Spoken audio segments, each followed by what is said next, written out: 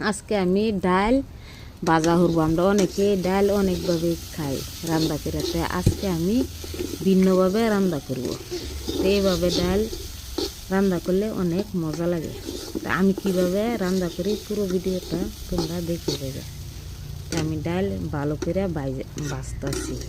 এটা আজকে আমি ডালের ভাজা বানাইবো, ভর্তাও বানাইবো না কি রানবো না, এটা ভাজা বানাইবো।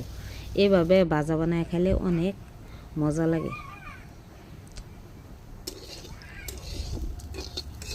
খুব মজাদার রেসিপিটা।